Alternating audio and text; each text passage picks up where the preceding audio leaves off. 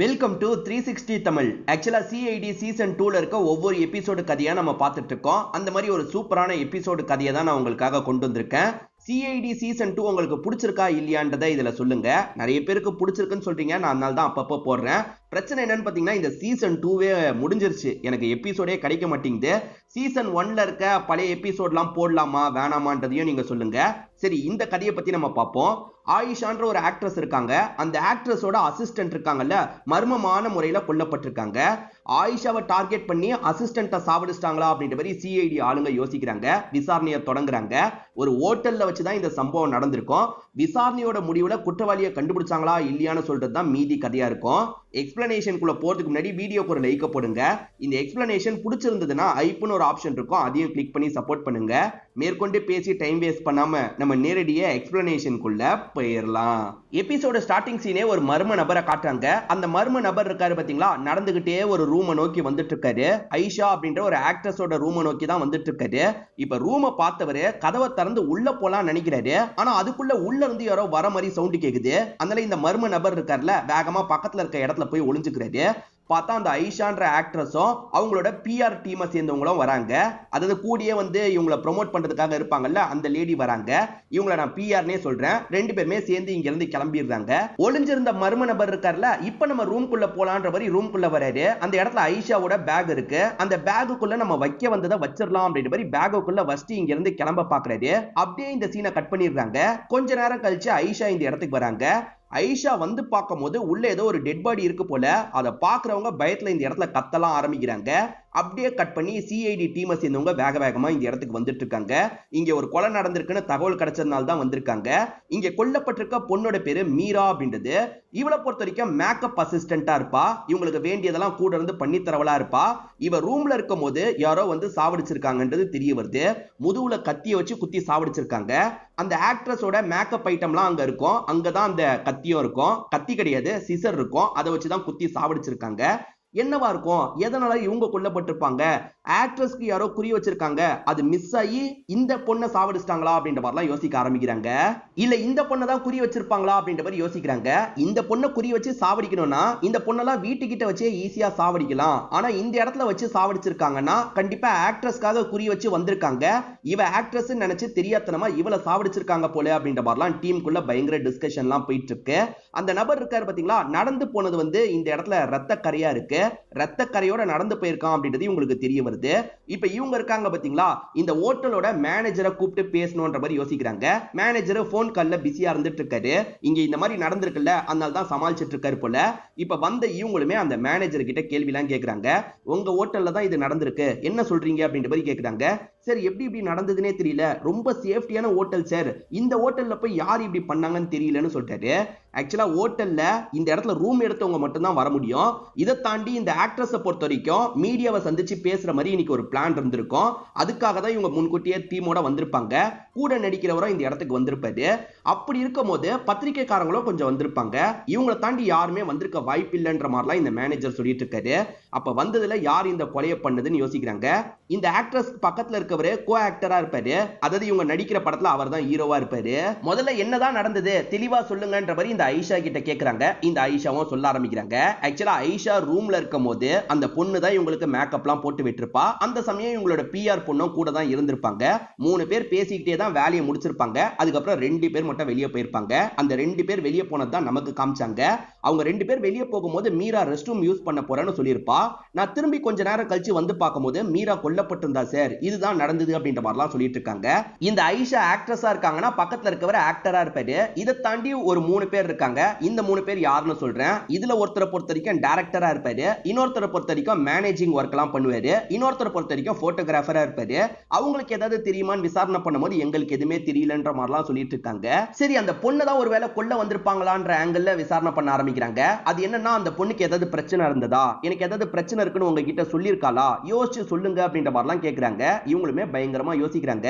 Sir அவளுக்கு எந்த பிரச்சனை இருந்தாலும் என்கிட்ட சொல்லுவா சார், பண தேவை இருந்தா கண்டிப்பா சொல்லுவா, நானும் தருவேன் சார். ஆனா ரீசன்ட் டைம்ல அவளுக்கு எந்த ஒரு ப்ராப்ளமும் இருந்த மாதிரி எனக்கு தெரியல சார். இருந்திருந்தா கண்டிப்பா என்கிட்ட சொல்லியிருப்பா. அவ இறந்து போனதை இப்ப கூட என்னால ஏத்துக்க முடியல அப்படின்ற மாதிரிலாம் ஃபீலிங்கா பேசிட்டு இருக்காங்க. சரி ஃபீல் பண்ணாதீங்க அப்படின்ற மாதிரி இந்த டீமை சேர்ந்தவங்க ஆறுதல் சொல்லிட்டு இருக்காங்க. நாங்க சொல்ற வரைக்கும் இங்க இருந்து நீங்க கிளம்ப முடியாது, இங்கே தான் இருக்கணும் அப்படின்ற மாதிரிலாம் சொல்றாங்க. இப்ப டீம் மெம்பர்ஸ் எல்லாருமே சரின்ற மாதிரி ஏத்துக்கிறாங்க.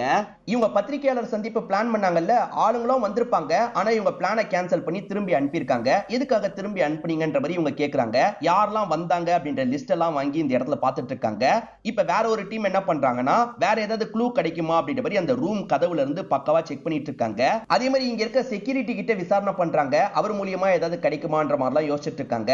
இப்ப பங்கஜ் இருக்கார்ல, கிளம்ப போறாரு. கிளம்ப போறதுக்கு முன்னாடி அங்க இருக்க பேக் எடுத்துட்டு போலாம்னு நினைக்கிறாரு. ஆக்ட்ரஸோட பேக் எடுத்துட்டு போலாம்னு நினைக்கும் போது அது கீழே விழுந்துருது. உள்ள இருக்க ஏதோ ஒன்னு உடைஞ்சிருது போல.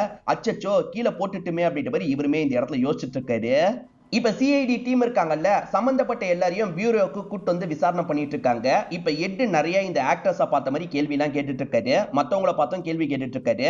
அப்பன்னு பார்த்து பங்கஜ் இருக்காரு பாத்தீங்களா, வீடியோ கால்ல இவங்க கிட்ட கனெக்ட் ஆகுறாரு. சார் நான் ஒரு தப்பு பண்ணிட்டேன்ற மாதிரி சொல்லிட்டாரு. என்ன ஆச்சு அப்படின்ற மாதிரி பங்கஜ் கிட்ட கேக்குறாங்க. மேடத்தோட அந்த பேகை எடுத்துட்டு வரலாம்னு நினைக்கும் போது பேகுக்குள்ள இருக்க ஒரு பொருள் கொஞ்சம் டேமேஜ் ஆயிருச்சு, பேகை தெரியாம கீழே போட்டுட்டேன் அப்படின்ற மாதிரி சொல்லிட்டாரு. அதனால தான் கால் பண்ணி மன்னிப்பு கேட்கலாம்னு நினைச்சேன்னு சொல்லிட்டாரு. இப்ப அந்த ஆக்ட்ரஸே பேச ஆரம்பிக்கிறாங்க. என்ன டேமேஜ் ஆச்சுன்னு கேக்குறாங்க. உள்ள கிஃப்ட் மாதிரி ஏதோ இருந்தது, அதான் டேமேஜ் ஆயிடுச்சு அப்படின்ற மாதிரி சொல்லிட்டாரு. எது உள்ள கிஃப்ட் இருந்ததா? என் பேக்ல நான் எந்த ஒரு கிஃப்டும் வைக்கலன்னு சொல்றாங்க. ஏன்னா அந்த மர்ம நபர் தான் இந்த கிஃப்டியை வச்சிருப்பான். இல்ல மேடம் கிஃப்ட் இருந்தது அப்படின்ற மாதிரி இவர் சொல்லிட்டாரு. இல்ல அது ஏன் கிஃப்ட் இல்லன்ற மாதிரிலாம் இவங்க சொல்லிட்டு இருக்காங்க. சரி முதல்ல அந்த கிஃப்ட்டுக்குள்ள என்ன இருக்கு ஓபன் பண்ணு அப்படின்ற மாதிரி இங்க இருக்க எட்டு சொல்லிட்டாரு. இப்ப பங்கஜ் இருக்காரு பாத்தீங்களா, அந்த கிஃப்ட் பாக்ஸை ஓபன் பண்ண ஆரம்பிக்கிறாரு. அப்படி ஓபன் பண்ணா உள்ள செயின் மாதிரி தான் ஏதோ இருக்கு. அந்த செயின்ல நான் உன்னை ரொம்ப நேசிக்கிறேன்ற மாதிரி எழுதி இருக்கு. இதை தாண்டி ஒரு லெட்டரும் எழுதி இருக்கு. சரி இதுதான் இருக்குன்ற மாதிரி பங்கஜ் அங்கிருந்து காமிச்சிட்டு இருக்காரு. இந்த ஆக்ட்ரஸ் ஐஷா இருக்காங்க பாத்தீங்களா, சார் கொஞ்ச நாளைக்கு முன்னாடி என் செயின் காணாம போச்சு, இது அந்த செயின் தான், இந்த செயின்ல எழுத்த மட்டும் சேர்த்திருக்காங்க அப்படின்ற மாதிரிலாம் சொல்லிட்டு இருக்காங்க. இந்த லெட்டர் எழுதினது யாருன்றது எனக்கு தெரியும் சார், என்னோட தீவிரமான ஃபேனு, அவன் யாரு என்னன்றதெல்லாம் எனக்கு தெரியாது சார். அப்பப்ப ஷூட்டிங் ஸ்பாட்ல லெட்டரை வச்சுட்டு போவான் சார், இதை பத்தி நான் மேனேஜர் கிட்டயும் கம்ப்ளைண்ட் பண்ணிருந்தேன் அப்படின்ற மாதிரிலாம் சொல்லிட்டாங்க. இதெல்லாம் கேட்டுட்டு இருக்க இந்த டீமை சேர்ந்தவங்க இருக்காங்கல்ல, மேனேஜரை பக்கத்துல கூப்பிட்டு பேச ஆரம்பிக்கிறாங்க. ஹோட்டல் மேனேஜரை பக்கத்துல கூப்பிட்டு பேசல, இவங்களுக்கு ஒரு மேனேஜர் இருப்பார்ல, அந்த மேனேஜரை கூப்பிட்டு தான் பேச ஆரம்பிக்கிறாங்க. மேடம் சொல்றது உண்மையா, யார் இத பண்ணாங்கன்றது தெரியுமா அப்படின்ற மாதிரிலாம் கேக்குறாங்க.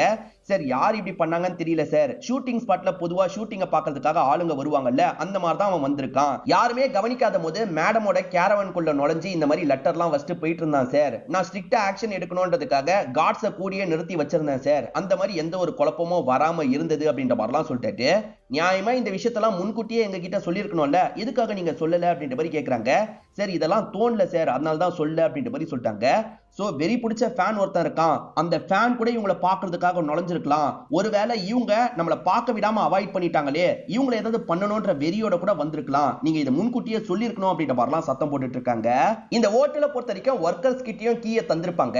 அதாவது இந்த ரூம் எல்லாம் கிளீன் பண்ணணும்ன்ற மாதிரி ஒர்க்கர்ஸ்க்கு இருக்கும் பாத்தீங்களா, அவங்க கிட்ட கீயை தந்திருப்பாங்க.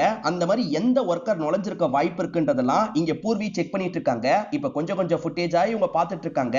இப்ப டீம் ஒரு விஷயத்தை கண்டுபிடிச்சிடுறாங்க. அது என்னன்னா, ஒரு ஃபேன் இவங்களை பார்த்துக்கிட்டே இருக்கணும்னு ஆசைப்பட்டிருக்கான், எல்லா ஷூட்டிங் ஸ்பாட்டுக்கும் வந்திருக்கான். ஆனா பாதுகாப்பை அதிகப்படுத்தணும்னா அவனால பார்க்கிறதுக்கு வர முடியல போல, அதனால தான் இந்த இடத்துக்கு வந்திருக்கான். கோவத்துல கூட அவன் வந்திருக்கலாம் அப்படின்ற மாதிரி யோசிச்சுட்டு இருக்காங்க. இப்ப அப்படியே கட் பண்ணி இவங்க எல்லாருமே கிளம்பி அந்த இடத்துக்கு வந்துடுறாங்க. மேற்கொண்டு விசாரணை பண்ணிட்டு இருக்காங்க. ஆனா இந்த எட் இருக்காரு பாத்தீங்களா, இந்த ஆக்ட்ரஸை உட்கார வச்சு பேசிட்டு இருக்காரு. அந்த பிஆருக்கு ஒரு பொண்ணு இருக்கிறதா சொன்ன பாத்தீங்களா, அந்த பொண்ணுமே கூட இருக்காங்க. மேற்கொண்டு சில கேள்வி எல்லாம் கேட்கிறாரு. அவனை கண்டிப்பா நீங்க பார்த்திருக்க வாய்ப்பு இருக்கு, அவன் உங்களையே கவனிச்சிட்டு இருந்திருப்பான்ல, அது மூலியமா யாருன்றதை கெஸ் பண்ணுங்க அப்படின்ற மாதிரிலாம் கேட்டுட்டு இருக்காரு. ஷூட்டிங் ஸ்பாட்டை பொறுத்த வரைக்கும் நிறைய பேர் பார்த்துக்கிட்டே இருப்பாங்க சார், அவன் யாருன்றதை என்னால கண்டுபிடிக்க முடியல, நான் எவ்வளவோ யோசிச்சு பார்த்துட்டேன் அப்படின்ற மாதிரி இந்த ஆக்ட்ரஸும் இந்த இடத்துல சொல்லிட்டு இருக்காங்க. இப்ப அப்படியே கட் பண்ணி டீமை நமக்கு காட்டுறாங்க. டீமை சேர்ந்தவங்க திரும்பி அந்த ரூமை செக் பண்ணலாம் அப்படின்ற மாதிரி ரூமை செக் பண்றதுக்காக வந்துட்டு இருக்காங்க.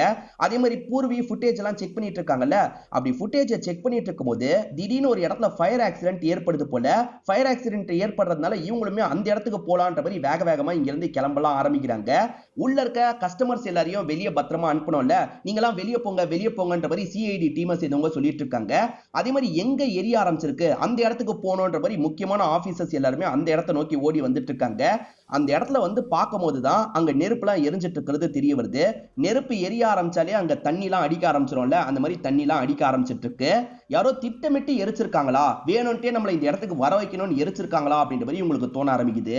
யாரோ திட்டமிட்டு இப்படி பண்ணிருக்க மாதிரி உங்களுக்கு தோணுதுல, அதனால மேனேஜரை கூப்பிட்டு பேச ஆரம்பிக்கிறாங்க. யாரோ திட்டமிட்டு இப்படி பண்ண மாதிரி இருக்கு, அது எப்படி எரியும் அந்த இடத்துல எரியறதுக்கான வாய்ப்பே இல்லைன்ற மாதிரி சொல்லிட்டாங்க. சார் எனக்கு எப்படி சார் தெரியும், எனக்கு இதெல்லாம் தெரியாது சார் அப்படின்ற மாதிரி மேனேஜர் சொல்லிட்டு இருக்காரு. ஆனா இவங்க துருவி மேனேஜரை விசாரணை பண்ணிட்டு இருக்காங்க. இப்ப பூர்வி திரும்பி செக் பண்ணலான்னு வராங்க பாத்தீங்களா, அப்போ ஒரு பர்டிகுலர் போர்ஷன் டெலீட் ஆயிருக்கிறது தெரிய வருது. இவங்க செக் பண்றதுக்காக வெளியே போகும்போது யாரோ டெலீட் பண்ணிருக்கிறது இவங்களுக்கு தெரியுது. மேனேஜர் கிட்ட துருவி விசாரணை பண்ணாங்கல்ல, ஆனா பெருசா எதுவும் இவங்களுக்கு கிடைக்க மாட்டேங்குது. நீங்க இங்கேயே வெயிட் பண்ணுங்கன்ற மாதிரி உட்கார வச்சிடுறாங்க. இவர் சம்பந்தப்பட்டிருப்பாரா அப்படின்ற மாதிரி யோசிக்கிறாங்க. ஏன்னா அந்த நெருப்பை பத்த வச்சதுக்கு காரணமே அந்த ஃபுட்டேஜை தூக்குறதுக்காக தான். இப்ப இவங்களுமே டாக்டர் கிட்ட ஏதாவது கிடைச்சதா அப்படின்ற மாதிரி கேக்குறாங்க. இவர் என்ன சொல்றாருன்னா பெருசா எதுவும் கிடைக்கலன்ற மாதிரி சொல்லிட்டாரு. வந்தவனை பொறுத்த வரைக்கும் இவங்களை கொல்றதுக்காக வந்த மாதிரி தெரியல.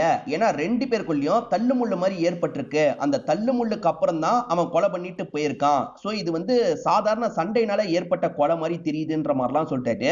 அந்த தீவிரமான ஃபேன் அவங்களுக்கு அந்த செயினை வைக்கிறதுக்காக வந்திருக்கலாம். அப்ப இந்த பொண்ணு பார்த்திருக்கலாம். ஏன்னா இந்த பொண்ணு அந்த சமயம் ரெஸ்ட் ரூம் தானே யூஸ் பண்ணிட்டு இருந்திருக்கா, பார்த்து சண்டை ஏற்பட்டிருக்கலாம் அப்படின்ற மாதிரி யோசிக்கிறாங்க. அந்த தீவிரமான ஃபேனை பொறுத்த வரைக்கும் நிறைய லெட்டர் இதுக்கு முன்னாடியே வச்சிருப்பான். அந்த லெட்டர் எல்லாத்தையும் செக் பண்றாங்க. இப்போ வச்சிருக்க லெட்டரும் அதுவும் ஒன்னான்னு பாக்குறாங்க. ஒன்னுன்றது உங்களுக்கு கன்ஃபார்மா தெரியுது. இப்ப பூர்வி என்ன பண்றாங்கன்னா அந்த சிசிடிவி ரூமுக்கு அவன் வந்து வீடியோவை டெலீட் பண்ணிருக்கான்ல, அவன் எங்கேயாவது ஃபிங்கர் பிரிண்ட்டை விட்டுருக்க வாய்ப்பு இருக்கான்ற மாதிரி எல்லா இடத்தையும் செக் பண்ணி பார்த்துட்டு இருக்காங்க. இவங்கள பொறுத்த வரைக்கும் அந்த லெட்டர் மூலியமா ஏதாவது டீகோட் பண்ண முடியுமான்னு யோசிக்கிறாங்க. லெட்டர்ல அவனை பத்தி சில விஷயங்கள் எழுதியிருக்கான் பாத்தீங்களா, நான் உனக்காக தான் காத்துட்டு இருக்கேன், நான் இந்த பகுதியை சேர்ந்தவன் ஏதாவது மென்ஷன் பண்ணிருக்கானா அப்படின்ற மாதிரி பார்த்துட்டு இருக்காங்க. ஆனா அதை பத்திலாம் அவன் மென்ஷன் பண்ணல. உன்னை நான் ரொம்ப நேசிக்கிறேன், உன்னை பார்க்காம என்னால இருக்கவே முடியலன்ற மாதிரி தான் எழுதியிருக்கான். ஒருவேளை பார்க்காம அவங்க அவாய்ட் பண்ணிட்டாங்கல்ல, அந்த கார்டெல்லாம் போட்டு ரொம்ப சேஃப்டியா இருந்துட்டாங்கல்ல, அதனால கூட கோவப்பட்டிருக்கலாம்ன்ற மாதிரி யோசிக்கிறாங்க. இந்த இடத்துல பூர்வி ஒரு விஷயத்தை கண்டுபிடிக்கிறாங்க.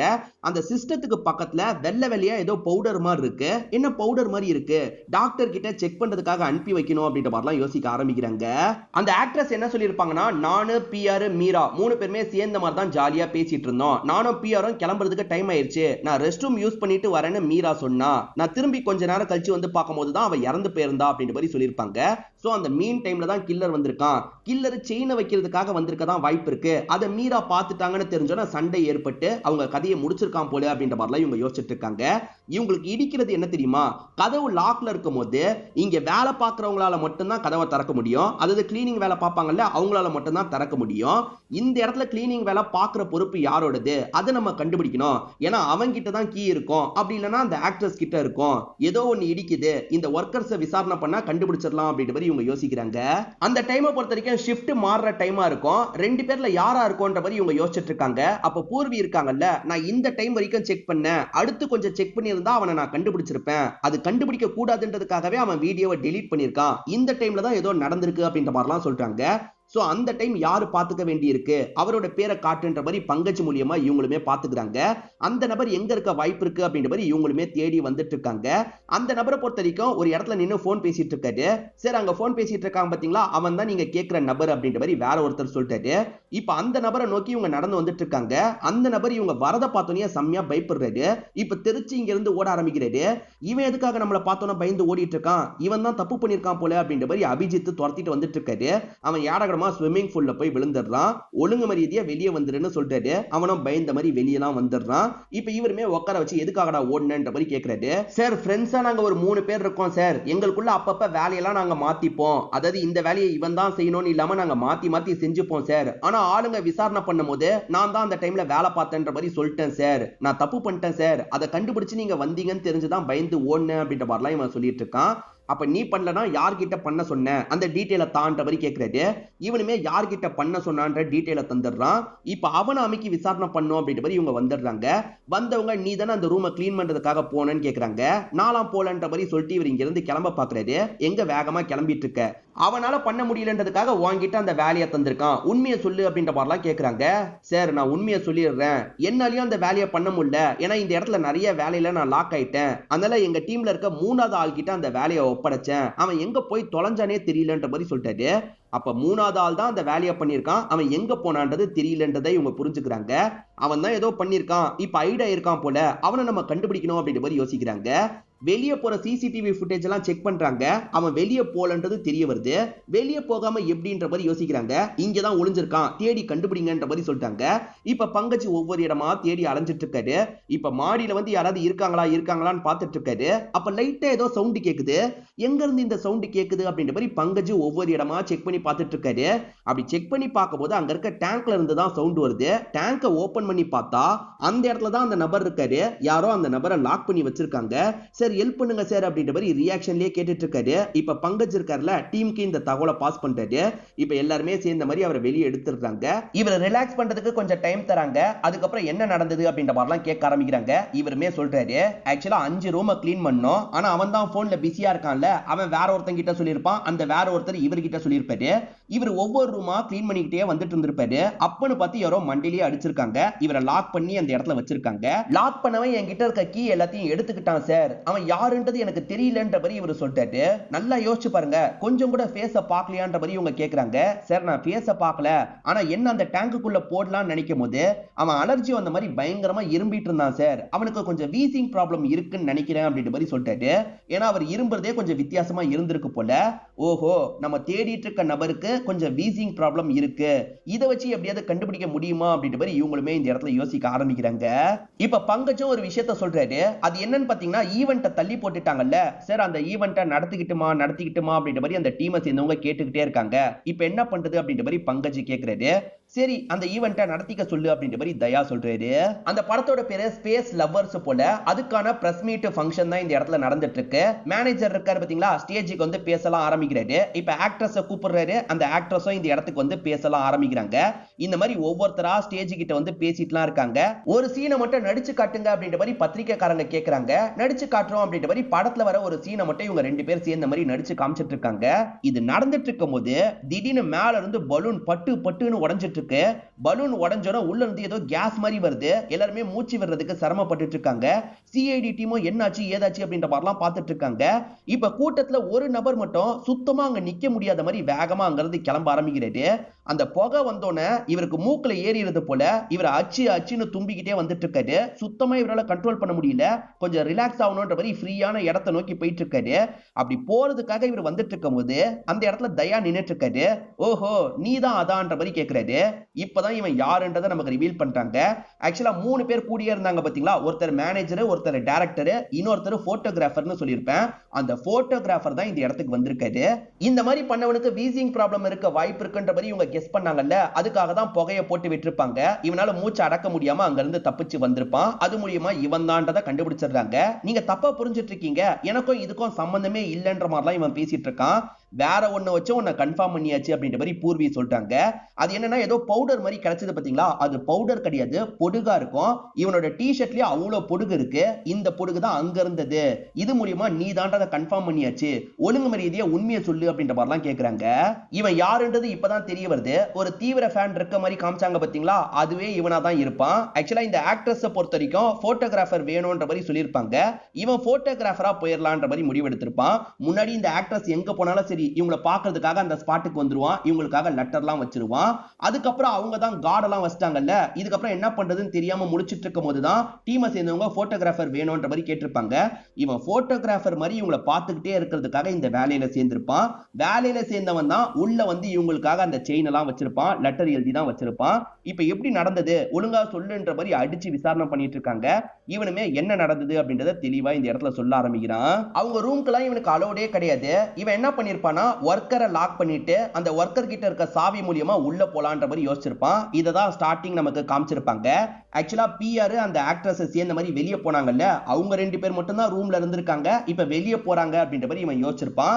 இந்த கேப்ல அந்த ஆக்ட்ரஸ்க்கு நம்ம தர நினைக்கிறத போய் பேக்ல வச்சிடலான்ற மாதிரி இவன் யோசிச்சிருப்பான். வேகமா இவனுமே உள்ள வந்துடுறான். அவங்களோட பேகை தேடி கண்டுபிடிச்சு அதுக்குள்ள இவன் வைக்க நினைக்கிறத வச்சிடறான். அப்படி வச்சவன் இங்க இருந்து கிளம்பலான்னு நினைக்கும் போது சட்டுன்னு மீரா இருக்காங்கல்ல ரெஸ்ட் ரூமை யூஸ் பண்ணிட்டு வெளியே வராங்க. அப்படி வந்த மீரா இருக்காங்கல்ல, நீ இங்க என்ன பண்ற அப்படின்ற மாதிரி இவனை பார்த்து கேள்வி கேட்கறாங்க.